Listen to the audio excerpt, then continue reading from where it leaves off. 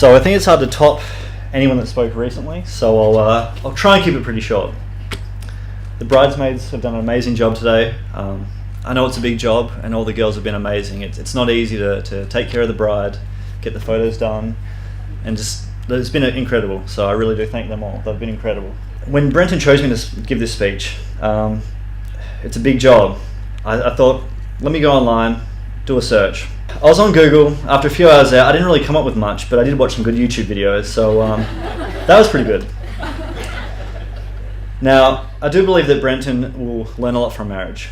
It's a wonderful thing. You know, it'll teach him loyalty, self-restraint, and control. It'll develop in him the ability to compromise and many other qualities which he wouldn't have needed if he'd stayed single. Now, Brenton and I have known each other since year 8. We met at Christchurch, and I can't recall how we met, but what I do recall is that we were somewhat of an odd couple. Brenton excelled at every sport he played. I think even when we went to time zone and he played the basketball game there, he would do extremely well. I really did not excel at sports, but I was okay at academics. Brenton was really popular with the opposite sex, and myself not so much. There was even events where Brenton used his personal jewellery to bribe other women to be with his friends. So he was quite good at that. Brenton had the gift of the gab. There's many times where he got people into trouble and he got them out of trouble.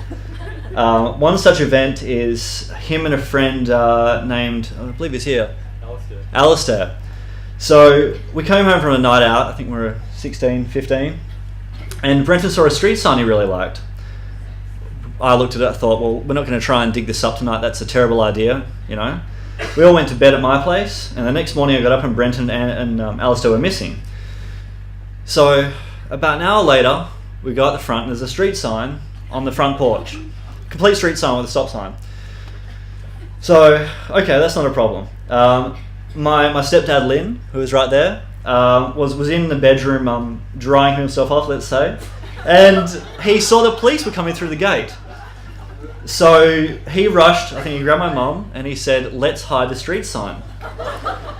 They hid the street sign, they did what parents should do. But Brenton had the foresight to get changed.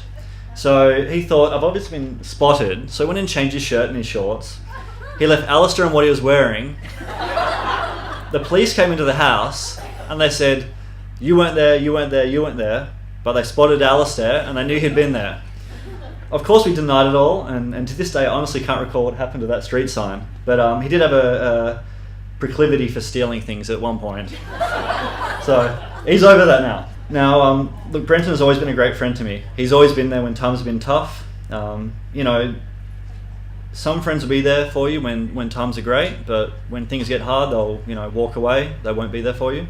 Brenton is always there for you. He doesn't ask for anything in return, and he just helps out. If you need a place to stay, if you need a meal, if you just need to get away, he just is always there to help. He's there to listen. He's always been a true friend to me, and I hope I can do the same for him. Now, I knew I would be replaced someday. I didn't expect to be by someone quite so amazing as Amy. She looks absolutely beautiful. I'm not quite so beautiful.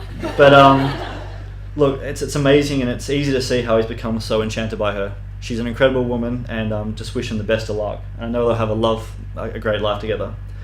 Now, I did live with Brenton for a while. We were both bachelors at the time, and I did notice a few things that have improved over time. So in his apartment, the floor was his laundry basket. If you wanted clothes, you could find any size, any type on the floor. The only thing in Dayton fridge was generally the beer. He always had a lot of beer. That was really good. The vacuuming was only done when you broke a glass, generally. Otherwise, the floor was just covered with stuff. And his car looked like he kind of suffered from some type of hoarder's disorder.